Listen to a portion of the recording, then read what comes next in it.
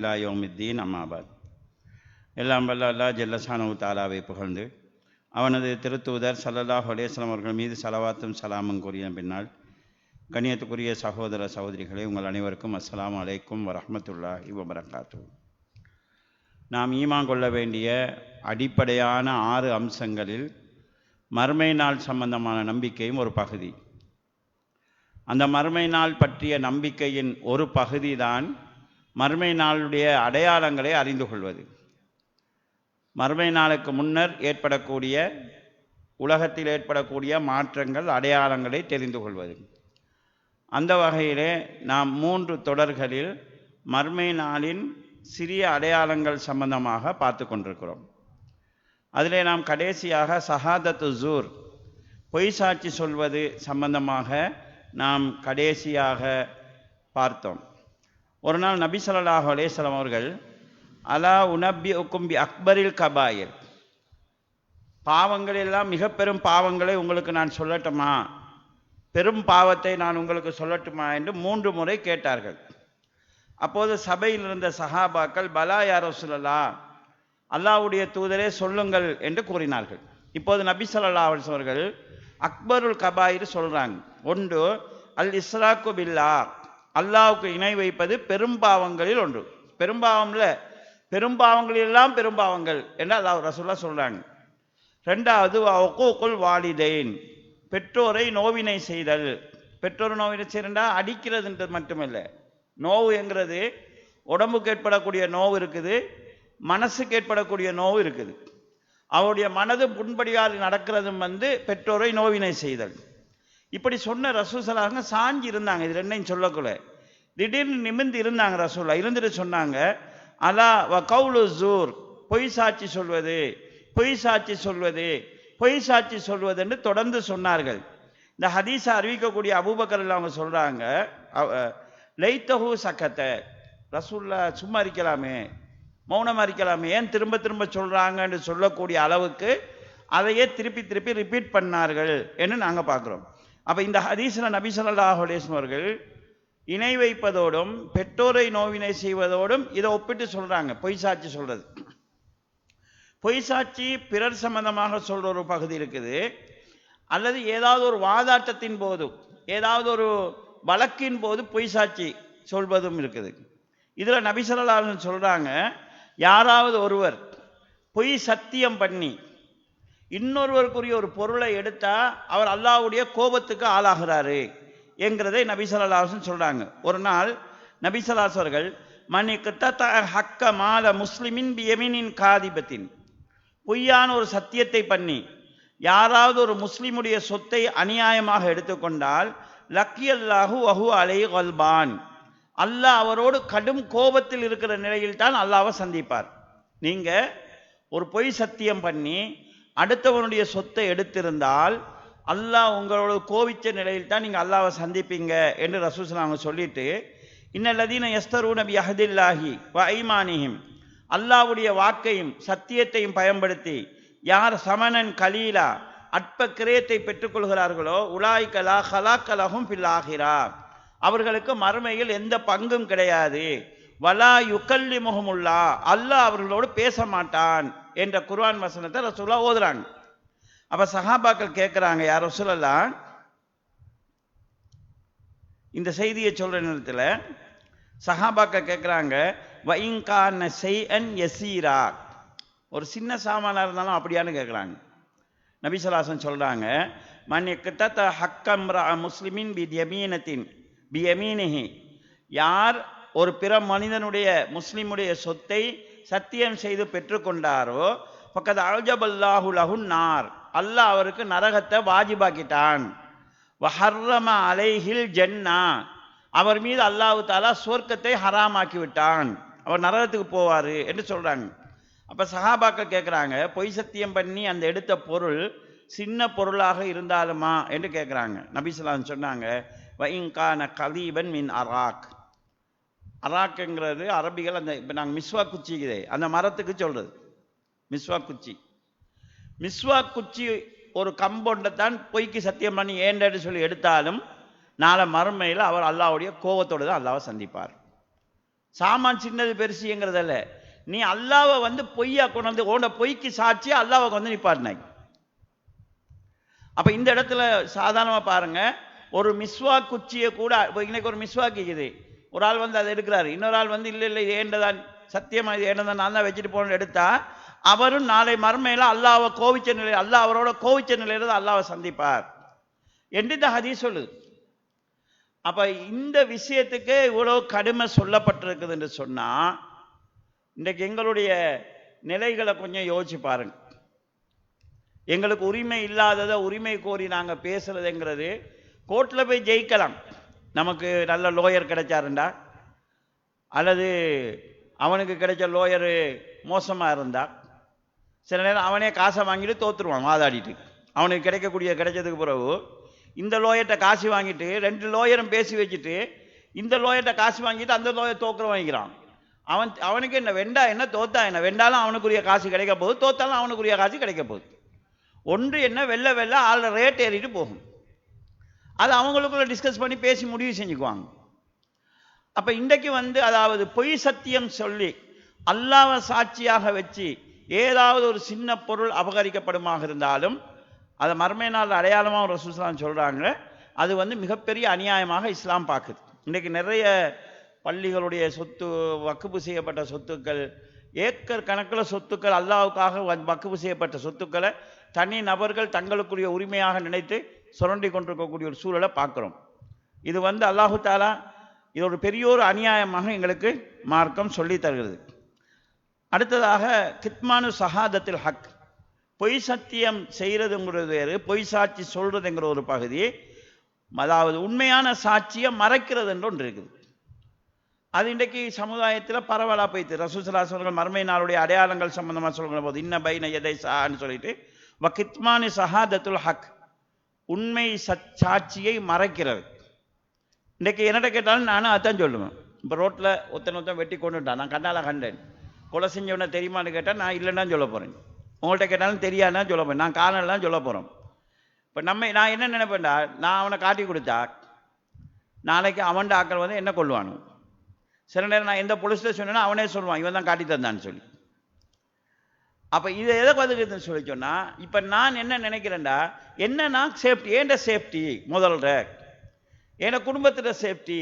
இப்படி ஒவ்வொரு மனிதரும் தன்னை பற்றி மட்டும் சிந்திக்கக்கூடிய ஒரு காலம் வரும். நாடு என்ன போக்கில் போனாலும் சரி, ஊர் என்ன போக்கில் போனாலும் சரி, உலகம் என்ன போக்கில் போனாலும் சரி, எனக்கு சேஃப்டி இருக்கணும் என்கிறது தனிப்படி ஒவ்வொரு மனிதனையும் வச்சு யோசிச்சு பார்த்தா நியாயமானது. நான் என்னை நான் பாதுகாக்கிறேன் என்ற வேலை. ஆனால் எல்லாரும் இப்படி போனால் எல்லாருக்குமே பாதுகாப்பு இல்லை. யார் வேணாலும் யாரையும் கொண்டு போனால் சாட்சிக்கு எவனும் வரமாட்டான். இன்றைக்கு நல்லா யோசிச்சு பாருங்க, இல்லை உலகத்தில் இருக்கக்கூடிய எந்த நாட்டிலேயாவது போதை கடத்தல் மன்னர்கள் யாருன்னு அந்தந்த நாட்டுக்கு தெரியாமையா இருக்குது. பாதாள உலக தலைவர்கள் யாருன்னு தெரியாமையா இருக்குது. எல்லாருக்கும் தெரியும். சில நேரம் அவங்களோட டீலோட தான் எல்லாம் ஓடிக்கொண்டிருக்குது. ஆனா வந்து சாட்சி சொல்றதுக்கு இவனும் வரமாட்டான். அப்ப இந்த உண்மை சத்தியத்தை சாட்சியை மறைத்தல் என்பது மர்மை நாளுடைய அடையாளமாக ரசூல் தான் சொல்றாங்க. அடுத்தது வந்து லுஹூருல் ஜஹில், மடமை மேலோங்குவது. இதை நம்ம கேட்கும்போது கொஞ்சம் வித்தியாசமா இருக்கும். இன்றைக்கு எங்களோட உமாவாட்ட பாப்பா மாட்ட கேட்டால் எல்லாரும் சொல்றாங்கன்னா எங்களோட பிள்ளைகள் முந்தி காலம் மாதிரி இல்லை, எங்களோட பிள்ளைகள் எல்லாம் சரியான விளக்கம் கூட, எல்லாம் நாங்கள் தான் அந்த காலத்தில் மோட்டுத்தனத்தில் இருந்த பிள்ளைகள் நல்ல விவரம் என்று சொல்லுவாங்க. என்ன விவரம்னு கேட்டால் அந்த பிள்ளைக்கு மைக்கை பற்றி தெரியும், ஃபோனை பற்றி தெரியும், டிவியை பற்றி தெரியும், இதுகளை தெரியும். இந்த விஷயங்களை தான் இந்த பிள்ளைகள் விளங்கிக்குது, எங்களுக்கு தெரியாத விஷயங்கள். விளக்கம்ன்றது வாழ்க்கைக்கு தேவையான விளக்கம் இருக்கிறான்னு கேட்டால் அது இல்லை. சாதாரணமாக நானும் வைஃபும் ஒரு வீட்டுக்கு போகிறோம். ஒரு 20-22 வயசு மைக்கத்தக்க பிள்ளை போய் சலான் சொல்கிறோம். வெளியே சத்தம் கேட்குது, 2-3 பேரும் சலான் சொன்னாங்க. வந்து வாழைக்கும் சலான் சொன்னாங்க. அப்போ வந்து கூப்பிட்டா தானே உள்ளே போகலாம். கேட்குறதுக்கு ஒன்றும் இல்லாததுக்கு வைஃப் எங்கள் உமா இருக்கான்னு இருக்க, உமா உள்ளே கேட்கிறான்னு சொல்லிட்டு புள்ள வைத்தது. ஆனால் வீட்டுக்கு வந்தவங்களை வாங்கன்னு சொல்லுவோன்றதோ, உமா உங்களை தேடி வந்திக்கிறாங்கன்னு சொல்லணுமோ, இந்த விவரம் வருவதில்லை. அப்போ இந்த பிள்ளைகளை தான் நாங்கள் சொல்கிறோம். என்னென்னு சொல்லி சொன்னால் எங்களோட பிள்ளைகள் முந்தி மாதிரி இல்லை, பிள்ளைகள் சரியான விளக்கம். நாங்கள் தான் அந்த காலத்தில் ஒன்றும் தெரியாமல், நாங்கள் தெரியாமல் இருந்தது வந்து இந்த டெக்னாலஜியோட சம்மந்தப்பட்டது. அது அந்த காலத்துக்கு காலம் தான் வரும். ஆனால் இப்போ அந்த பிள்ளைகளுக்கு பெரியவங்களோட எப்படி பேசுறது, பெரியவங்களுக்கு முன்னால் எப்படி நடக்கிறது, விருந்தாளிகளோட எப்படி நடந்து கொள்வது, ஒரு வேலையை சொன்னால் எப்படி செய்கிறது, அது விளங்குதில்லை. ஒரு விஷயத்தை திரும்ப திரும்ப சொன்னால்தான் நடக்கிற சூழ்நிலை இன்றைக்கு எல்லா வீட்லேயும் பார்க்கலாம். சும்மா சரி பிள்ளையை அனுப்பி கதவு திறந்திக்கு மகன் மூடிட்டு வாங்கன்னு சொன்னால் முன்னுக்கு போகிற நேரம் எந்த கதவு திறந்திக்கு அந்த கதவை மட்டும் மூடிட்டு வருவான். பின் கதவை மூடியாக்க நீங்கள் பின் கதவை மூட சொல்லலையேன்னு சொல்லுவான். இந்த நிலையில தான் மனிதனுடைய அறிவு அப்படியே அருகி கொண்டு போகுது. ஆனால் மனுஷன் நினைச்சிட்டீங்கன்னா என்னென்னா நம்மளோட இல்மு கூடிட்டுது, அந்த காலம் மாதிரியில் இல்மு கூடிட்டுன்னு சொல்கிறாங்க. எந்த காலம் மாதிரி இல்லை, இந்த கம்ப்யூட்டர் யுகம்னு சொல்கிறாங்க. இப்போ நான் ஃபோனை வச்சுக்கொண்டு பார்த்துட்டு பேசுகிறோம், பிரச்சனை இல்லை. ஆனால் இன்றைக்கு இதை வச்சுட்டு நாங்கள் இல்மு பெருகிட்டுன்னு சொல்கிறோம். இது என்னென்னா இது ஏண்ட இல்மு இல்லை, இது கம்ப்யூட்டர் இதில் ஃபோனில் இருக்குது, ஏன்னா மண்டையில் இல்லை. ஆனால் இப்போ நாங்கள் உதாரணமாக சஹீஹுல் புகாரிக்கு இமாம் ஃபத்துல் பாரி விளக்கம் எழுதுறாரு. விளக்கம் எழுதும்போது அப்புறம் எப்படி எழுதுறாருண்டா, இன்ன இமாம் இவர்கிட்ட சொல்லி இவர்கிட்ட சொல்லி இவர்கிட்ட சொல்லி இன்ன வாசகத்தில் வந்திருக்குது. ஆனால் இவர் அறிவிக்கக்கூடிய அறிவிப்பில் இன்னார் இன்னார் இன்னார் சொல்லி வந்த வாசகம் இப்படி அமைஞ்சிருக்குது. இவருடைய அறிவிப்பாளருடைய உறுதியை விட இவர் கொஞ்சம் உறுதி கூட. எனவே இப்படி இன்ன அறிவிப்பாளர் வரிசையில் வந்த வாசகத்தை விட இன்ன அறிவிப்பாளர் வரிசையில் வந்த வாசகம் சிறந்தது என்று சொல்றாங்க மனப்பாடத்தில். இப்போ நமக்கு யாருக்கும் அது மனப்பாடம் இல்லை. அப்படி இருந்தால் அவங்கள நாங்கள் இந்த நூற்றாண்டின் அதாவது அதிசயங்களாக பார்க்குறோம். இமாம் அல்பானியை இந்த நூற்றாண்டின் அதிசயம்னு சொல்லனா அவருக்கு இந்த மாதிரி நாலேஜ் இருந்துச்சு. அவருக்கு கூட பிரச்சனை, அவர் ஆரம்பத்தில் சொன்னதும் பின்னால் சொன்னதும் ஒன்று கொண்டு முரணாமையுது. அப்போ நாங்கள் சொல்கிற அறிவுங்கிறது மூளையில் உள்ள அறிவு இல்லை, ஏற்றில் உள்ள அறிவு. புத்தகங்கள் கூடி இருக்குது, அதற்கான வளங்கள் கூடி இருக்குது. அவங்க அந்த காலத்தில் இருந்தவங்க உண்மையிலே அறிஞர்களாக இருந்தாங்க. ஏண்ட தலையில் என்ன இருக்குதோ அதுதான் ஏண்ட இல்மும். ஏண்ட வீட்டு லைப்ரரி இருக்கிற புத்தகம் எல்லாம் ஏண்ட அறிவு இல்லை. எங்களோட லேப்டாப்பில் இருக்கக்கூடிய நூட்கள் எல்லாம் எங்களோட அறிவு இல்லை. நாங்கள் தொடர்ந்து தேடுனா எங்களுக்கு ஒரு விஷயம் கிடைக்கும். அவங்க அந்த காலத்தில் மாதக்கணக்கு செலவழித்து பார்த்ததை நாங்கள் கொஞ்சம் லேசாக பார்க்கிறோம். அப்படி பார்த்தாலும் அவங்க விளங்குன அளவுக்கு விளங்குறோமான்னு கேட்டால் இல்லை. ஏதாவது புது பிரச்சனை ஒன்றுக்கும் அவங்கள்ட்ட இருக்காது, ஏன்னா அவங்களோட காலத்தில் அந்த பிரச்சனை இல்லை. அப்போ ஜெஹில் தான் பரவி இருக்குது. உண்மையை சொல்ல போனால் அறிவு பரவல்ல. மறுமை நாளுடைய அடையாளங்கள் ஒன்று என்னன்னு சொன்னால், இல்ம ஜெஹிலாகவும் ஜெஹிலை இல்மாகவும் நினைப்பாங்க. மடமையை அறிவாகவும் அறிவை மடமையாகவும் நினைக்கிற சமுதாயம் உருவாகும். இன்றைக்கு அதை நல்லா பார்த்துட்டு இருக்கிறோம். இவனுக்கு பிதத்தை விட இந்த சுண்ணாவை விட பிதத் விருப்பத்துக்குரியதாகிறது. ஹதீஸை விட தனிநபருடைய கூற்றுக்கள் விருப்பத்துக்குரியதாக இருக்குது. கலாச்சாரத்தை விட அனாச்சாரம் விருப்பத்துக்குரியதாக இருக்குது. அதுக்கு சாதகமாக பேசுகிற நிலையும் உருவாகி இருக்கக்கூடிய சூழலை பார்க்குறோம். நபி ஸல்லல்லாஹு அலைஹி வஸல்லம் சொல்கிறாங்க, மனிதனுடைய நில சம்பந்தமாக சொல்கிற போது, இன்னல்லாக எபுகலு குல்ல ஜஅதரின், கடும் போக்காக நடந்து கொள்ளக்கூடிய அனைவரையும் இதுவும் அல்லாஹ் கோவப்படுகிறான். பேசுனா, ரிப்ளை பண்ணா, எக்ஷன் எடுத்தா கடுமையாக நடக்கிறவங்க, எதையுமே விட்டு கொடுக்க மாட்டாங்க. இந்த மாதிரி நடக்கிறவங்களை அல்லாஹு தாலா வெறுக்கிறான். அதே மாதிரி ஜவ்வாலுன், ஜவ்வாலுங்கிறதுக்கு தப்சீர்கள் போட்டிருக்கக்கூடிய விளக்கம் என்னன்னு சொல்லி சொன்னால், அதிகம் சாப்பிட்றவங்க, நிறைய தின்னுவாங்க, கடும்போக்காக நடந்து கொள்றவங்க, அதிகம் சாப்பிடுகிறவங்க.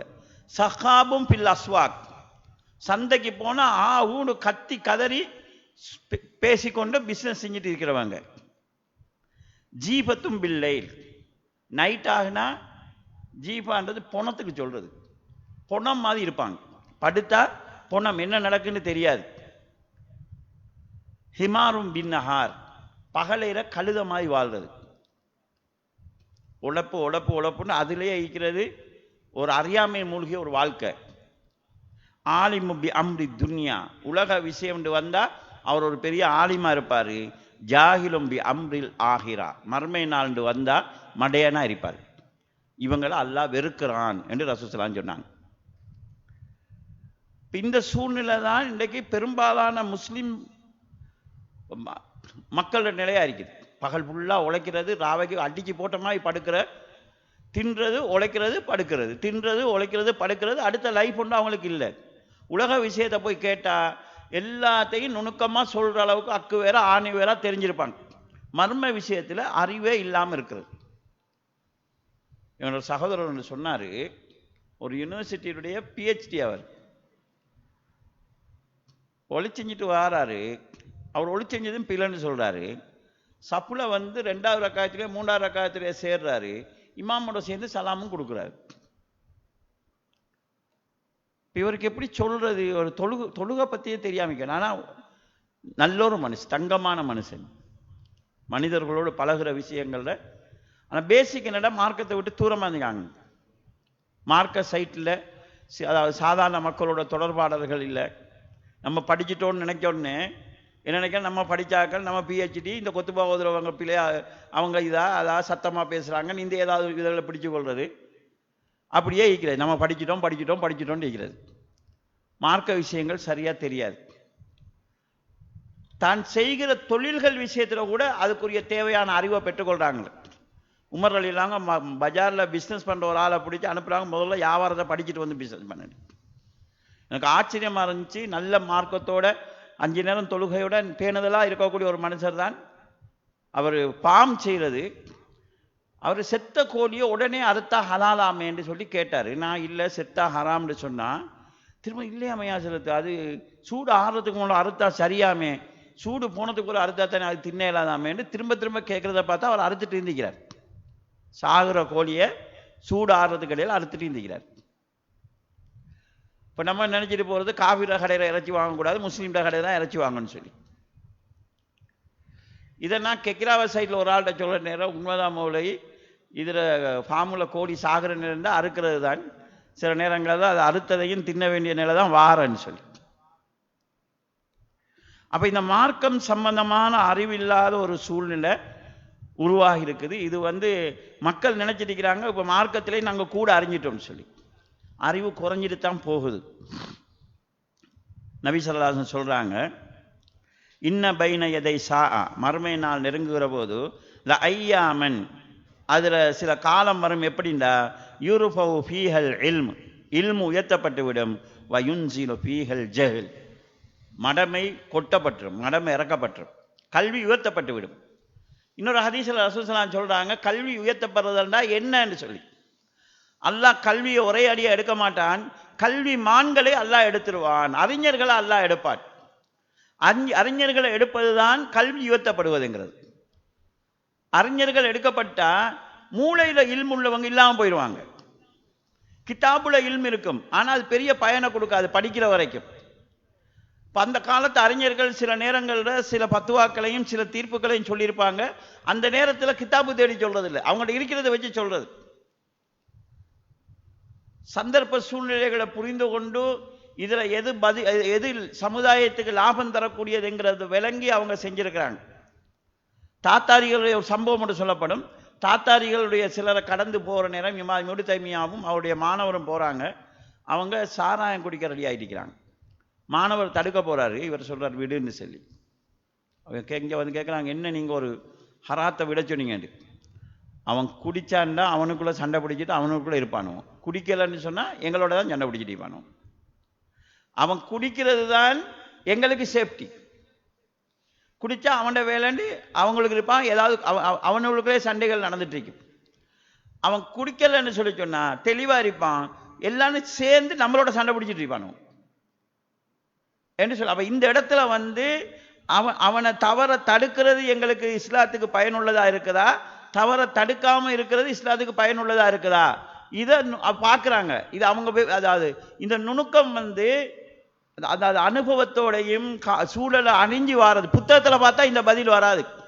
புத்தகத்தில் பார்த்தா என்ன தவற கண்டா தடுக்கொண்டு தான் இருக்கு. ஆனால் அந்த தடுப்பதினால் விளைவுகள் என்னவாகும்? அதனால தான் அறிஞர்கள் வந்து ஒரு தவறை தடுப்பதினால் அதைவிட பெரிய ஒரு விளைவு ஏற்படுமாக இருந்தால் அந்த இடத்துல தவற தடுக்காமல் இருக்கிறது தான் நாங்கள் செய்கிற தௌவா. ஏன்னு சொல்லி சொன்னா பெரிய ஒரு பிரச்சனை அது மூலமாக வரப்பாக்குது. அடுத்தது யார்கிட்ட இந்த தவறை தடுக்கொண்டு இருக்குது.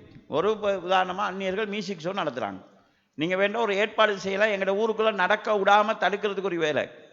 நடந்துட்டு இருந்துச்சு. நீங்கள் அங்கே போய் மியூசிக் கூடாதுன்னு சொல்லி பிரச்சாரம் செஞ்சால் அதை விட வேறொரு பிரச்சனை ஒன்று வரும். இதுக்கு வேறொரு விலை ஒன்று நாங்கள் கொடுக்க வேண்டி வரும். அப்போ அந்த நேரத்தில் என்ன குர்ஆன் சொல்லுதோ அவர்கள் வைதா மர்ரு, அதாவது ஒரு ஜாகிலியத்தை கடந்து செல்ல வேண்டி வந்தால் மர்ரு கிராமா, கண்ணியமாக கடந்து போயிடுவாங்க. அப்போ அது மனுஷன் மூளையில் அறிவு இருந்தால் தான் சூழ்நிலையை புரிந்து முடிவு சொல்கிற நிலைமை வரும். அப்போ ஆலிம்கள் உயர்த்தப்பட்டுருவாங்க. அதுதான் அதாவது இல்மு தூக்கப்படும் என்பதுடைய அர்த்தம் என்று நாங்கள் ஹதீஸ்கள்ல பார்க்குறோம். நபி ஸல்லல்லாஹு அலைஹி வஸல்லம் சொல்கிறாங்க, இன்ன பைன யதி ஸாஅ ல ஐயாமன் யர்ஃபு ஃபீஹல் இல்மு, மர்மை நாள் நெருங்குகிற போது இல்மு உயர்த்தப்படும். இந்த அறிவிப்பில் வயப்சு ஃபீஹல் ஜஹல், மடமை பரவிவிடும் என்று ரசூல் ஸல்லல்லாஹு அலைஹி வஸல்லம் சொல்கிறாங்க. இதே போல அதாவது தபரானியில் வரக்கூடிய ஒரு அறிவிப்பு, நபி ஸல்லல்லாஹு அலைஹி வஸல்லம் சொல்கிறாங்க, யத்தி அலன்னாசி ஜமானுன், மக்களுக்கு ஒரு காலம் வரும், லா யுத்ரா ஃபீஹி மாசலா, தொழுகண்டா என்னன்னு தெரியாத மக்கள் வருவாங்க. மா சியாம், சியாமுண்டா என்னன்னு தெரியாத மக்கள் வருவாங்க. மா சதக்கா, சதக்காண்டா என்னன்னு தெரியாத மக்கள் வருவாங்க. இந்த மர்மை நாள் பற்றி அறிவிப்போடு சம்பந்தப்பட்ட இன்னொரு முக்கியமான செய்தி தான், தெஜ்ஜால் எப்போ வருவாங்கன்றதை ரசூலுல்லாஹ் சொல்கிறாங்க. எப்போ முஸ்லீம்களுடைய பள்ளி மிம்பர்களில் தெஜ்ஜாலை பற்றி பேசுறது இல்லாமல் போகுதோ அப்போ தான் தெஜ்ஜால் வருவான்னு சொல்லி. சஹாபாக்களுடைய காலத்தில் ஒருவர் தெஜ்ஜாலை பற்றி தெஜ்ஜால் வந்துடுவான்னு சொல்லக்குள்ள அவங்க சொல்கிறாங்க, இப்போ தெஜ்ஜால் வந்தால் முஸ்லீம் சிறுவர்கள் செருப்பால் அடித்து விரட்டுவாங்க. ஏண்டா அல்லாவை தவிர வேறு அல்லாஹ் மனித ரூபத்தில் வரமாட்டான், அல்லாஹ் அப்படி அல்லாவை உலகத்தில் யாரும் காண இயலாது, இந்த அறிவெல்லாம் மனுஷனுக்கு ஈக்குது. இப்போ ஏதாவது நான் தான் அல்லான்னு சொன்னால் இந்த பிள்ளைகள் செருப்பால் அடிக்குங்கள். எப்போ வருவான்னு சொன்னால் தெஜ்ஜாலை பற்றி அறிவு இல்லாமல் போகும், மார்க்கத்தை பற்றி அறிவு இல்லாமல் போயிடும். அப்போ தெஜ்ஜால் வருவான், வந்தால் அவனுக்கு பின்னால் கூட்டம் கூட்டமாக போவாங்க. அப்போ இந்த அறிவு இல்லாமல் போவதும் தான் இந்த பித்னாக்கள் வளர்றதுக்கு காரணம். இப்போ தெஜ்ஜால் நான் உங்களோட ரப்புன்னு சொல்லக்குள்ள நம்பி போவாங்க மக்கள். அதிலும் குறிப்பாக முஸ்லீம் பெண்கள் போவார்கள். ஆண்கள் தங்களுடைய பெண்களை பாதுகாக்கிறதுக்காக வீட்டில் கட்டி வைக்கிற நிலைமை ஏற்படும். இதெல்லாம் எங்களுக்கு எப்படி விளங்குதுன்னு சொன்னால், இந்த நடிகர்மாருக்கு பின்னால் போகிறத வச்சு பார்க்குற போது தெஜ்ஜால் வந்தால் மக்கள் போவாங்கங்கிறது கிளியராக தெளிவாகுது. இந்த நடிகர்கள் அவன் உழைக்கிறதுக்காக என்னவோ கதாநாயகனாக நடிச்சிட்டு இருக்கிறாங்க. இன்றைக்கு எத்தனை இளைஞர்கள் பெண்கள் எல்லாம் அதுக்கு பின்னால் அலைஞ்சிட்டு இருக்கிறாங்க. ஒருத்தன் ஒரு படம் ஒன்று புதுசாக வந்தால் அந்த முதல் நாளே அதை காட்சியை பார்க்கணுன்றதுக்காக லட்சக்கணக்கில் ரோட்டில் குழுமி கொண்டு பல அடிக்கு அவனுக்கு கட் அவுட் வச்சு கொண்டு அந்த கட் அவுட்டுக்கு மேலே ஏறி பால் ஊற்றி கொண்டு அதில் கீழே விழுந்து செத்து கொண்டு முதல் நாள் டிக்கெட் கிடைக்கலன்னு தற்கொலை செஞ்சு கொண்டு இப்படி ஒரு கூட்டம் அலைஞ்சு கொண்டு இருக்கும் போது தெஜ்ஜால் வந்தால் இந்த கூட்டம் எப்படி இருக்கும்? இவ்வளவுக்கும் இந்த தலைவனாக இருக்கிறவங்க வெள்ளம் வார நேரம் உதவிக்கு வரல, பிரச்சனை வார நேரம் உதவிக்கு வரல, நோயில மக்கள் வார நேரம் உதவிக்கு வரல. ஆனால் பேசும்போது என்னை வாழ வைக்கும் தெய்வங்கள்னு சொல்லுவாங்க, என் உயிரினும் மேலானவன்னு சொல்லுவாங்க. உயிருள்ள மேலானவன்னு சொல்லுவாங்க. எப்பயாவது அவனை விட்டு கல்யாணத்துக்கு கூப்பிட்டானா, பிறந்த நாளைக்கு கூப்பிட்டானா, புள்ள பிறந்ததுக்கு கூப்பிட்டானா, எதுக்கு அவனோட வட்டத்துக்குள்ளால கூப்பிட்டுருப்பான். அப்போ ஒன்றை தெய்வம்னு சொல்கிறான், என்னை வாழ வைக்கும் தெய்வம்னு சொல்கிறான். பொய்ன்றது உனக்கு விளங்குது இல்லையா? விளங்காம பின்னால போறாங்க. அப்ப தெஜ்ஜால் வானத்தை பார்த்து மழை பெய்ய என்று சொல்கிற போது மழை பெஞ்சி, பூமியை பார்த்து உன்னோட பொக்கிஷத்தை வெளியேற்று சொல்கிற போது பூமியிலிருந்து புதையல்கள் வெளியே வந்ததை பார்த்தா அவன் தான் கடவுள்னு நம்பி போவாங்க. அப்ப ஏன் அதுக்கு காரணம்னு சொல்லிச்சேன்னா அறியாமை. அதுல ஒரு இளைஞர் வருவார், வந்தா அந்த இளைஞர் இவன் தெஜ்ஜால் இல்லை பொய்யன், இவன் அல்லாஹ் இல்லை இறைவன் இல்லை பொய்யன்னு சொல்லுவாங்க. இப்போ தெஜ்ஜாலுடைய ஆக்கள் அவனை கொல்ல பார்ப்பாங்க. கொல்ல பார்த்துட்டு அவங்களுக்குள்ள ஒருவங்க சொல்லுவாங்க, எங்களுடைய ரப்பு எங்களுடைய இறைவன் யாரையும் கொல்ல வேண்டாம் என்று தடுக்கவில்லையா என்று சொல்லி தெஜ்ஜால்கிட்ட கூட்டிட்டு போவாங்க. தெஜ்ஜால் இந்த மக்களை பார்த்து கேட்பான். ரெண்டு வேலை செய்வான் தெஜ்ஜால். ஒருவனை கூப்பிட்டு அவன் நான் இறைவன் கேட்டு நம்புறியான்னு கேட்பான். இல்லைன்னுவான். மௌத்தா போன உன்னோட உம்மா வாப்பாவை எழுப்பி காட்டுறேன் நீ நம்புவியான்னு கேட்பான். அப்போ அவன் ஆம்னு சொல்லுவான். அவன் அதாவது இவனுடைய தாயின் தந்தையும் எலும்புன்னு சொல்லுவான். செய்தான், ஒரு ஆண் செய்தானும் பெண் செய்தானும் இவனுடைய உம்மாடையும் வாப்பாடையும் ரூபத்தில் இவன் தான் அவனுடைய இறைவன், இவனுக்கு கட்டுப்படுன்னு சொல்லுவான். இதை மக்கள் பார்த்துட்டிப்பாங்க. இந்த இளைஞன் வருவார். இந்த இளைஞனை வச்சு அவன் என்ன சொல்லுவான்டா, இவரை நான் கொலை செஞ்சுட்டு உயிர்ப்பிச்சா நான் இறைவன் நம்புவீங்களான்னு கேட்பார். அந்த மக்கள் நம்புவோன்னு சொல்லுவாங்க. தஜ்ஜால் என்ன செய்வான்னா, அவனை 2ஆ வெட்டி அந்த இளைஞனை 2 பகுதியாக போட்டு 2 பகுதிக்கு நடுவில் நடந்துட்டு கும்முன்னு சொல்லுவான், எழும்பிடுவார். எழும்பினோடனே இப்போ நீ நான் இறைவன் நம்புறியான்னு கேட்கும்போது அந்த இளைஞர் சொல்வார், நான் வரும்போது நீ தஜ்ஜால்னு நம்பிக்கொண்டிருந்ததை விட அதிகமாக இப்போது நான் உன்னை தஜ்ஜால்னு நம்புறேன். ஏன்னா அவர் இந்த ஹதீஸை படிச்சுப்பார். நான் வரும்போது நீ தஜ்ஜால் என்று எவ்வளவு நம்பியிருந்தேனோ அதை விட அதிகமாக நான் உன்னை தஜ்ஜால்னு நம்புறேன்னு சொல்லுவான். மீண்டும் தஜ்ஜால் அவரை கொல்ல போவான். மக்களை பார்த்து அவர் சொல்லுவார், இவனால் என்ன கொல்ல முடியாதுன்னு சொல்லி. ஏன்னா ஹதீஸில் வருது, ஒரு ஆளை தான் அவனால் அப்படி கொல்ல முடியும்னு சொல்லி. அதுக்கப்புறம் அவன்கிட்ட ஒரு ஜென்னாவும் ஒரு நாரும் இருக்கு, ஒரு சொர்க்கமும் ஒரு நரகமும் இருக்கும். அவருடைய நரகத்தில் அவன் போட பார்ப்பான். அப்போது அந்த இளைஞர் சொல்லுவார், மக்களே பயப்படாதீங்க, இவன் நரகம் என்கிறது சொர்க்கம், இவன் சொர்க்கம் என்கிறது நரகம். இவன் அவனுடைய நரகத்தில் என்ன போட்டாலும் எனக்கு எந்த பாதிப்பும் இல்லைன்னு சொல்லுவார். அதில் அவன் போடுவான். இந்த இளைஞர் இவ்வளவு உறுதியாக இருந்ததுக்கு காரணம் என்னன்னா, தஜ்ஜாலை பற்றிய ஹதீஸை தெரிஞ்சதும் அதை நம்புனதும். எப்போ மக்களுக்கு தஜ்ஜாலை பற்றிய அறிவு இல்லாமல் போகுதோ அப்போதான் தஜ்ஜாலுடைய வருகை ஆரம்பமாகும் என்று நாங்கள் ஹதீஸில் பார்க்குறோம். அப்போ அந்த நாலேஜ் மக்கள்கிட்ட இருந்து எடுபட்டு போயிடும். அப்போ எடுபட்டால் தான் முஸ்லீம்கள் வழிகேட்டில் போவாங்க. அப்போ பின்ன எவ்வளவுக்கு கல்வி குறைஞ்சு போய் வருங்கிறத இந்த ஹதீஸும் எங்களுக்கு சொல்லி காட்டுது. ஏன்னா ஒவ்வொரு தொழுகையிலையும் தஜ்ஜாலுடைய ஃபித்னா விட்டு நாங்கள் பாதுகாப்பு தேடுறோம். முஸ்லீம் சமுதாயத்தில் பெரும்பாலானவங்களுக்கு தஜ்ஜால்னா யாரேன்னு தெரியாத அளவுக்கு அறிவு மங்கிறதாக இருந்தால் இன்னும் எவ்வளவு வீக்கான ஒரு காலம் வரப்போகுது என்பதை நாங்கள் கவனத்தில் கொள்ள வேண்டியிருக்குது. அப்போ இந்த அறியாமை பெறுகிறதுங்கிறது மர்மை நாளுடைய அடையாளங்கள்ல ஒன்று.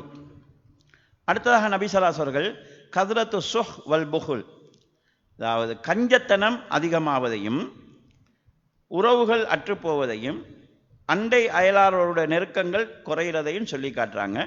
அபூ ஹுரைரா அறிகிறாங்க, மின் அஸ்ராத்தி ஸாஅ ஐயதுஹர சுஹ், கஞ்சத்தனம் அதிகமாவதுங்கிறது மர்மை நாளுடைய அடையாளங்கள் உண்டு என்கிற செய்தி தபரானியில் பதிவாகிக்குது. இதே போல் அனஸ் ரலியல்லாஹு அறிவிக்கக்கூடிய அறிவிப்பிலும் வலா யஸ்தாதுன்னாஸ இல்லா சுஹா, மக்களிடத்தில் அந்த கடுமை தன்மை வந்து அது அவங்களுக்கு கஞ்சத்தனத்தை அதிகமாக்கும். கஞ்சத்தனம் என்கிறது நல்ல விஷயத்துக்கு செலவு செய்கிறது, அதாவது கெட்ட விஷயத்துக்கு செலவு செய்கிறதெல்லாம் வீண் விரயத்தில் வரும். நல்ல விஷயத்துக்கும் ஆகமான விஷயத்துக்கும் செலவு செய்வதற்கு மனிதன் தயங்கக்கூடிய சூழ்நிலை வர்றது, அதாவது மர்மை நாளுடைய அடையாளமாக சொல்லப்படுது. இப்போ இது கொஞ்சம் கொஞ்சமாக இருக்கும், முழுமையாக கஞ்சத்தனம் இல்லாமல் போகாது. ரசூலுல்லாஹ் காலத்தில் நாங்கள் பார்த்தோம்னா சஹாபாக்கள் இருக்கிறது எல்லாத்தையும் கொடுத்தாங்கங்கிறது எவ்வளோ ஆச்சரியமான விஷயம். தபுக் போகும் போது அபூபக்கர் தான் அவங்கள்ட்ட கேட்குறாங்க, அபூபக்கரே வீட்டில் என்ன வச்சுட்டு வந்தீங்க? நல்லாவே ரசூலையும் தவிர மற்ற எல்லாத்தையும் கொடுத்துட்டேன்னு சொல்கிறாங்க. உஸ்மான் இல்லாங்க தன்னுடைய சொத்துல 3இல் ஒரு பகுதியை கொண்டு கொடுத்தாங்க. 1000 ஒட்டகம் அளவுக்கு வந்து கொடுத்தாங்க ஒரு போருக்கு. அப்போ இப்படி கொடுத்துருக்கிறாங்க. தோட்டத்தில் வேலை செஞ்சுட்டு தோட்டத்தை கொடுத்துட்டு வர்றார், வைஃபுக்கும் தெரியாமல் கொடுத்துட்டு வர்றார். இப்படியெல்லாம் நடந்துக்குது. ஆனால் அதே நேரத்தில் அபூ சுஃபியான் ரலியல்லாஹு அவங்கள பற்றி அவங்களோட மனைவி சொல்கிறாங்க, அபூ சுஃபியான் கொஞ்சம் கஞ்சத்தனமான ஆள், காசு தரமாட்டார், போதிய அளவுக்கு செலவுக்கு தரமாட்டார். அப்போ அவரோட சேப்பில் இருந்து அவர்கிட்ட சொல்லாமல் எடுக்கலாமா? எடுத்தால் அவருக்கு தெரியாது, கணக்கெல்லாம் பார்த்துட்டு இருக்கிறது இல்லை. இருந்தாலும் செலவழிக்கிறதுல வசதியான ஆள், செலவழிக்கிறதுல கொஞ்சம் பின்னுக்கு நிற்பார், அவர்கிட்ட கேட்காம எடுக்கலாமான்னு கேட்குறாங்க. அப்போ ரசூலுல்லாஹி ஸல்லல்லாஹு அலைஹி வஸல்லம் அவங்க நீ உனக்கும் உன்னோட பிள்ளைகளுக்கும் தேவையான அளவு எடுன்னு சொல்கிறாங்க. இந்த ஹதீஸ் கூட சிலர் தவறாக எடுத்துக்குவாங்க. இது ஹிந்தா என்கிற அந்த பெண்மணியினுடைய தூய்மையை சொல்லக்கூடிய ஹதீஸ். ஏன்னா ரசூலுல்லாஹி ஸல்லல்லாஹு அலைஹி வஸல்லம் இஸ்லாத்தை ஏற்றுக்கொள்றவங்ககிட்ட பையத்து வாங்கினாங்க. அந்த பையத்தில் ஒன்று தான் விபச்சாரம் செய்யக்கூடாதுங்கிறது. அவங்க ஹிந்தா ஆச்சரியமாக கேட்குறாங்க, ஒரு அதாவது சுதந்திரமான பெண் விபச்சாரம் செய்வாதான்னு கேட்குறாங்க. 2வது ரசூலுல்லாஹ் எடுத்த பையத்து களவெடுக்கக்கூடாது. இஸ்லாத்துக்கு வந்த மக்கா வெற்றியும் போது இஸ்லாத்துக்கு வந்த பெண்கள்கிட்ட ரசூலுல்லாஹ் பையத்து வாங்குறாங்க. அதில் களவெடுக்கக்கூடாதுங்கிறது பையத்து. இந்த களவெடுக்கக்கூடாது என்று பையத் செய்கிறதுக்கு முன்னால் இந்தா கேட்குறாங்க, ஏன்னா மாப்பிள்ளை சரியாக செலவுக்கு தரமாட்டார், காசு இருக்குது அவர்கிட்ட சொல்லாமல் எனக்கு சாசி எடுக்க இயலுமான்னு. கணவனுடைய சேப்பில் இருந்து கணவன்கிட்ட சொல்லாமல் காசு எடுக்கணுமாண்டு. அப்போ ரசூலுல்லாஹ் சொல்கிறாங்க, உனக்கும் உன்னோட பிள்ளைகளுக்கும் தேவையான அளவு நீ எடுத்துக்கொண்ட, மிதமிஞ்சி எடுக்காமல் தேவையான அளவு எடுங்கன்னு சொல்கிறாங்க. அப்போ அந்த பெண்மணி வந்து ரசூலுல்லாஹ்க்கு கொடுக்குற வாக்கை சரியாக செய்யணுன்ற அவதானத்திலே இருந்திருக்கிறாங்க. களவு எடுக்காதுன்றக்குள்ள ஒரு பொண்டாட்டி மாப்பிள்ளைட்டு எடுக்கிறத களவுன்னு யோசிப்பாங்களா? அந்த பாவம் வந்துடக்கூடாதுன்னு கேட்குறாங்கன்னா அவங்க உண்மையாக இஸ்லாத்துக்கு வந்திருக்கிறாங்கிறதுக்கு இது ஆதாரம்.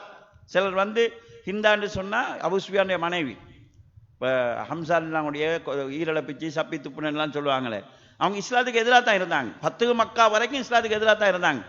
ஆனால் இஸ்லாத்தை ஏற்கும் போது நான் உண்மையாக இஸ்லாத்தை கடைபிடிக்கணும்னு ஏற்றிருக்கிறாங்க. அதனால தான் இந்த கேள்வி கேட்குறாங்க. அப்போ அபூ சுஃபியான் ரலியல்லாஹு அவங்களிடத்துல அந்த தன்மை இருந்திருக்குது. அப்பாஸ் ரலியல்லாஹு அவங்க ரசூலுல்லாஹ்வோட சாச்சா, அவங்க சொத்து சேர்க்கிற விஷயத்தில் அவங்கள்ட்ட கொஞ்சம் ஆர்வம் கூட இருந்துச்சு. ரசூலுல்லாஹ்வும் ஒரு சந்தர்ப்பத்தில் அதை வெளிப்படுத்துகிறாங்க. ஒரு நேரத்தில் அவருக்கு அந்த அந்த சாமான் கொடுபடுது. அப்போ அவர் கூட எடுத்துட்டார். அவர் கூட எடுத்துட்டு அதை தூக்கி மேலே வச்சு கொள்ளையெல்லாம் தடுமாறார். ரசூலுல்லாஹ் பார்த்துட்டு நிற்கிறாங்க. விடிண்டு பவர் அவங்களை விடுங்க, தூக்கணும், அவரே தூக்கணும், விடிங்கன்னு சொல்லி சொல்கிறாங்க. அப்போ மனிதன் வகையில் இப்படி இருக்கும். இது வந்து ஒரு சமூக பண்பாக மாறுறது வந்து மறுமை நாளுடைய அடையாளம். ஒரு சமூகத்தில் பெரும்பாலானவங்க கொடையாளிகளாக இருந்து கொஞ்சம் பேர் கொடை கொடுக்காத இருக்கிறங்கிறது வேற. சமூகத்தில் இன்றைக்கு முஸ்லீம்களோட ஏனைய சமுதாயங்களோடு ஒப்பிடுகிற போது தாராளமாக தர்மம் செய்கிறவங்க இருக்கிறாங்க. ஆனால் கொடை, அதாவது இந்த தர்ம பண்பு குறைஞ்சி கஞ்சத்தனம் கூடிக்கொண்டு போகிறது வந்து மறுமை நாளுடைய அடையாளம். சமூகத்துடைய பழக்கமாக போகிறது வந்து செலவு, அதாவது அல்லாவுக்காக செலவு செய்கிற போக்கு குறைஞ்சிட்டு போகிறதுங்கிறது வந்து மறுமை நாளுடைய அடையாளம். இது கூடும், மறுமை நாள் வருகிற போது இது கூடும் என்று ஹதீஸ்களை நாங்கள் பார்க்குறோம். அடுத்ததாக லா தக்குமு ஸாஅ ஹத்தா யுத்ஹிரல் ஃபஹஸ் வ தஃபாஹுஸ் வ கதீஅத்திர் ரஹம் வ சூஉல் முஜாவரா. இது பல இதையும் சேர்ந்து வந்திருக்குது. அந்த ஒவ்வொன்றும் பின்னால் விரிவாக வரும். நாங்கள் அதை வந்ததோட கொஞ்சம் கொஞ்சமாக சொல்லிட்டு போகிறேன். ஃபஹஸ் என்று சொல்கிறதுக்கு வந்து கெட்ட நடத்தைகள், அதில் குறிப்பாக வந்து ஒழுங்கீனமான ஆடை முறை. தபாவுஸ்ங்கிறது கெட்ட பேச்சு முறை. இவைகள் அதிகரிக்கும் என்கிறது மறுமை நாளுடைய அடையாளம். இன்றைக்கு நாங்கள் அதை கண்ணால் பார்க்குறோம். ஒரு காலம் இருந்துச்சு, எங்களோட தாய்மார்கள் சாரி தான் போட்டாங்க. தலை மறைக்கிறது வந்து பெரும்பாலும் அவங்க வீட்டில் இருந்தாலும் தலை மறைச்சிட்டு தான் இருப்பாங்க. அவங்க கொடுக்குற சாரி முறையும் டைட் இல்லாமல், அதாவது பின்னால் ஒரு துண்டை தொங்க விட்டு அவங்க கொடுக்குற ஒரு போக்கை நாங்கள் அவங்களுடைய இதில் நாங்கள் பார்த்துறோம். பின்னால் இந்த அபாயா சிஸ்டம் வந்துச்சு. அபாயா வந்து முழுமையாக மறைக்கிற ஒரு சிஸ்டம் தான். ஆனால் இந்த அபாயா சிஸ்டம் வந்ததுக்கு பிறகு சாதாரணமாக வீட்டிலேயே ஒழுங்காக முந்தானி போட்டுருக்கிறவங்க ஒரு சைட்டுக்கு முந்தானியை போட்டு ஒரு சைட்டை தூக்கி விடுறது, சின்ன முந்தானி போட்டிருக்கிறது. அப்போ அதாவது ஆடை முறையில் வந்து அந்த பகுசு வரக்கூடிய நிலையை நாங்கள் பார்க்குறோம். அபாயாவை டைட்டாக அடிக்கிறது, அது வந்து டெனிம் போகிறத விட மோசமாக இருக்குது. ஆடை இதில் வந்து இப்போ முந்தி ஒரு காலம் இருந்துச்சு, சாதாரணமாக பெண்கள் உடுக்கக்கூடிய ஆடையில் வந்து அதாவது கீழே கட்டு இருந்தால் அந்த கட் பண்ணப்பட்ட இடம் விளங்கக்கூடாதுங்கிறதுக்கு உள்ளுக்கால இன்னொரு உடுப்பு போட்டிருப்பாங்க. இப்போ அந்த கட் பண்ணுற இடம் வந்து இங்கே வரைக்கும் வந்துட்டு, அப்போ உள்ளுக்கால அந்த அதை மறைக்கிறதுக்கான உடுப்பும் போடுறது இல்லை.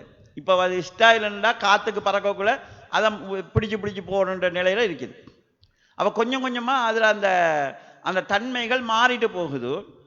அதே நேரம் அந்த இதில் வந்து ஆபாசத்தன்மையை வெளியே காட்டுறது வந்து பிழை இல்லாத மாதிரி ஆகிட்டு வருது. யாராவது அதை பிழைன்னு சொன்னால் அவங்க மடையர்கள் மாதிரியும் உலகம் தெரியாதவங்க மாதிரியும் நாகரிகம் தெரியாதவங்க மாதிரியும் ஆக்கப்படுறாங்க. பேச்சு முறையில் நாங்கள் எடுத்துக்கொண்டோம்னு சொல்லி சொன்னால் கேவலமான பேச்சுக்கள் சர்வசாதாரணமாக மீடியாக்களே பேசுகிறாங்க. இன்றைக்கு 2 பேர் டிஸ்கஷன் குந்திட்டாங்கன்னு சொல்லி சொன்னால் ஆணும் பெண்ணும் குந்திட்டு சர்வசாதாரணமாக ரகசியமான விஷயங்களை எல்லாம் பப்ளிக்காக பேசுகிறாங்க. சில விஷயங்களை வார்த்தை பிரயோகம் இருக்குது. இப்போ உதாரணமாக ஒரே வார்த்தை சில நேரங்களில் கடுமையாக இருக்கும், ஒரு நேரம் சொல்லிங்க செருப்பால் அடிப்பேன்னு சொல்லி சொன்னால் அதுக்கு செருப்புக்கு நாங்கள் பாதரட்சைன்னு மாற்றணுன்னா அதில் கடுமைத்தன்மை குறைஞ்சிடும். பாதரட்சையால் அடிப்பேன்னு சொன்னால் அதில் கடுமைத்தன்மை இல்லாமல் போயிடும். இது வந்து ஒரு வார்த்தைக்கு மோசமான வெளிப்படையான வார்த்தைகளை வச்சுக்கொண்டே மீடியாவில் பேசுகிறாங்க, சமூகம் அதை அங்கீகரிச்சிட்டு இருக்குது. பப்ளிக் நிகழ்ச்சிகள் ஒரு பெண் மீது மோகம் கொள்ற மாதிரியோ ஆசை கொள்ற மாதிரியோ பேசுகிறாங்க, அவங்களும் அதை அது டீசெண்டாக டிசிப்ளினாக அங்கீகரிச்சுட்டு போகிறாங்க. பயான்களையும் பேச்சு முறை கேவலமான விஷயங்கள் பப்ளிக்காக பேசப்படுது. வார்த்தை முறைகளோட கடுந்தன்மையும் வித்தியாசமான பேச்சு முறைகளும் இன்றைக்கு பயான்களையும் வருகிறது. இது முஸ்லீம் சமூகத்தில் பண்ண கிறிஸ்தவ ஒரு ஸ்பீச்சை கேட்குறார். அவர் சொல்றாரு, இது என்ன ரவுடிகள் மாதிரி எல்லாம் பேசுறாங்கன்னு சொல்லி அவரை பேச்சுக்கு பின்னால போடுறாங்க சில இளம் ஃபாதர்கள் கொய்யாலா என்னென்ன மொண்டெல்லாம் வார்த்தைகளோட பேசுகிற பேச்சுக்களை போட்டு இப்படியெல்லாம் இயேசு பேசலையேன்னு அவர் கவலைப்படுறாரு. சில அவங்களோட பிரச்சாரங்கள் மேடையில் டான்ஸ் ஆடி மக்களை குத்து டான்ஸ் எல்லாம் ஆடுறாங்க, இப்படியெல்லாம் இயேசு செய்யலையேன்னு கவலைப்படுறாங்க. இது முஸ்லீம் சமூகத்துக்கு மட்டுமில்லை, எல்லா சமூகத்துக்களையும் போய்த்து கேவலமான பேச்சு முறை ஊடக வழியாக போகுது. இப்போ தனியாக 2 பேர் சும்மா காய்ச்சிட்டிக்கிறது வேற, அதை மேடைக்கு கொண்டு வர்றது வேற. அப்போ நபி ஸல்லல்லாஹு அலைஹி வஸல்லம் அவர்கள் இது வெளிப்படுத்தப்படுவதுங்கிறது, அதாவது அசிங்கமான ஆடைகளும் அசிங்கமான பேச்சு முறைகளும் பகிரங்கமாக நடப்பது என்பது மறுமை நாளுடைய அடையாளம். அது நடக்காம மறுமை நாள் வராது என்று ரசூல் தான் சொல்றாங்க. வகத்தியத்துர் ரஹம், குடும்ப உறவு துண்டிக்கப்பட்டோம். இன்றைக்கு அது நமக்கு எல்லாருமே அதுல ஒரு அங்கமாக தான் இருக்கிறோம். கடந்த காலங்களை போல நமக்குள்ள குடும்ப உறவுகள் பெருசா இல்லை.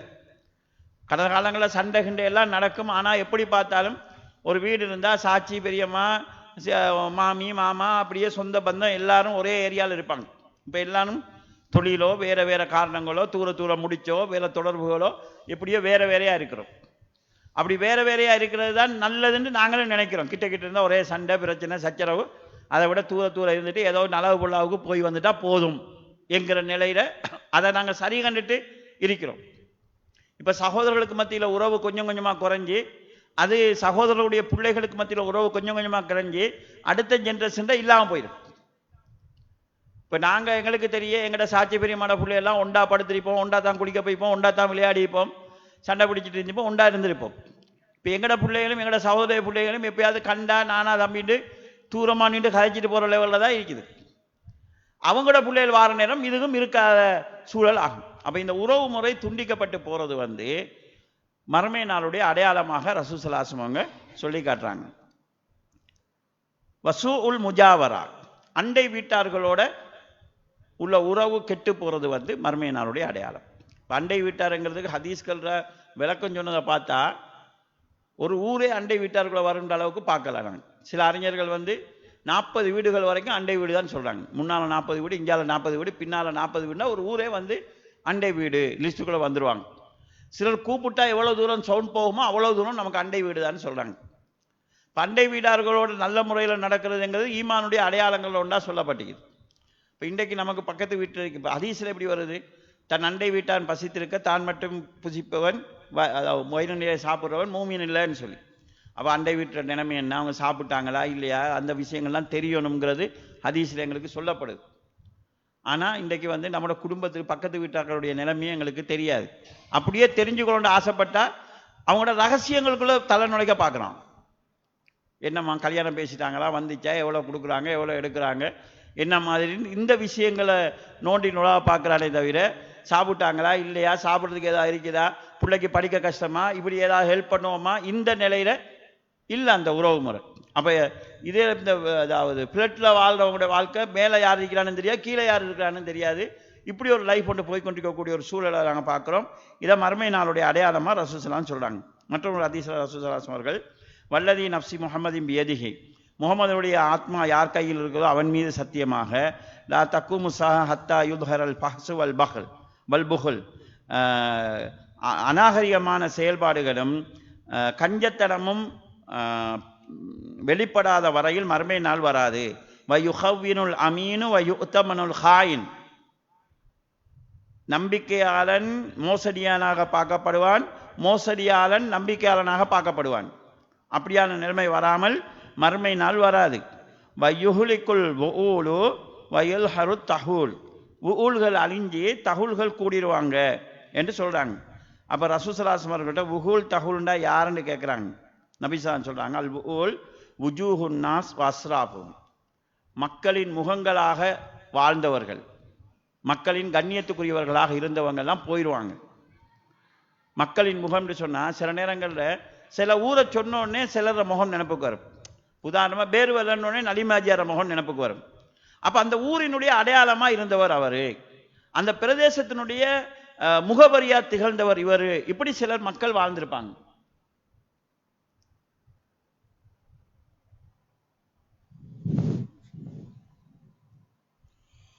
அல்லாஹு அக்பர், அல்லாஹு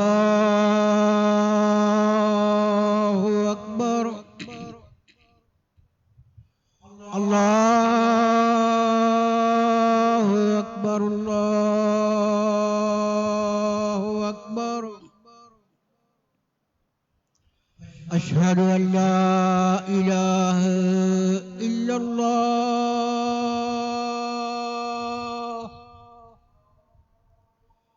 அஷ்ஹது அன் லா இலாஹ இல்லல்லாஹ்,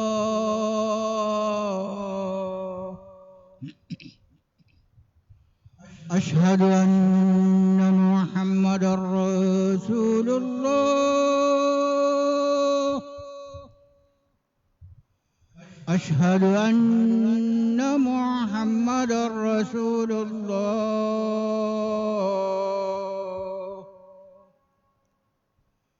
ஹய்ய அலஸ் ஸலாஹ்,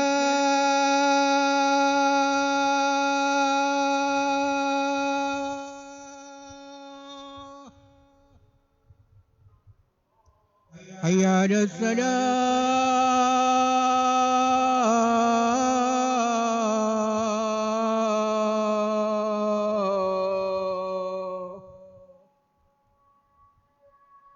ஹய்ய அலல் ஃபலாஹ்.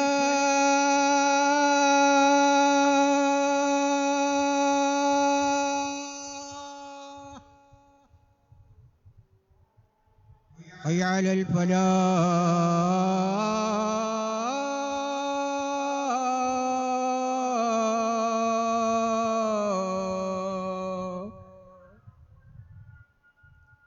الله أكبر، الله أكبر، لا إله إلا الله.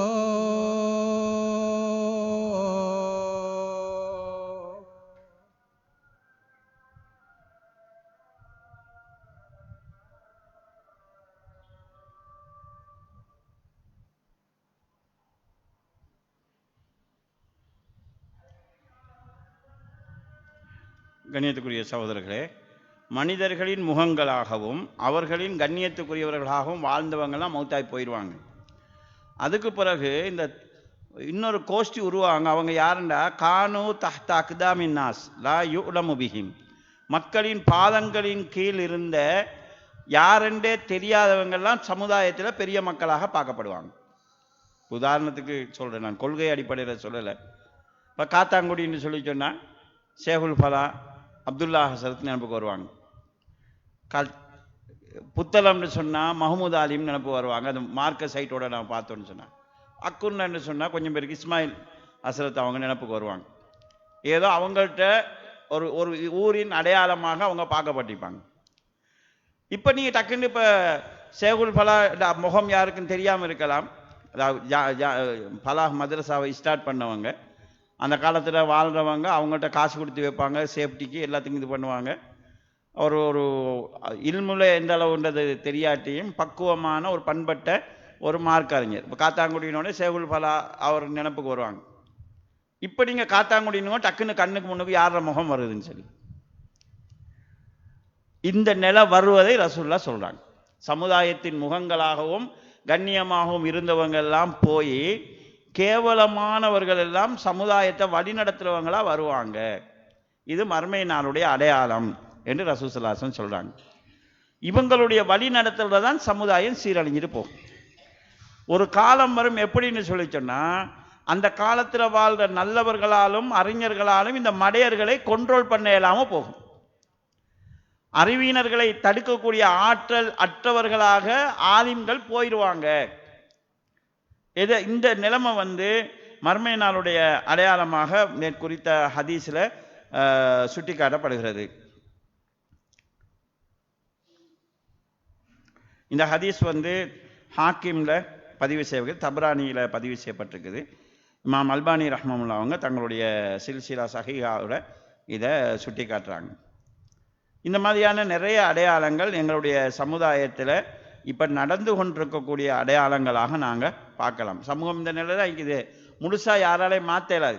இப்படித்தான் போகும், இப்படியே போய்கொண்டிருக்கும். ஆனால் நாங்கள் ஒரு மாற்றத்துக்கான முயற்சியை செய்யணும். நாங்கள் அதுக்குரியவங்களாக ஆகிடக்கூடாது என்கிற விஷயத்தில் நாங்கள் கவனமாக இருக்கணும். இன்றைக்கு உள்ள சூழ்நிலை என்னென்னு சொல்லி சொன்னால், மீடியாக்கள் என்ன செய்கிறாங்கன்னா, எதை நல்லதாக காட்டணும்னு அவங்க நினைக்கிறாங்களோ அதுதான் நல்லதாக காட்டுவாங்க, எதை கெட்டதாக காட்டணும்னு நினைக்கிறாங்களோ அதை கெட்டதாக காட்டுவாங்க.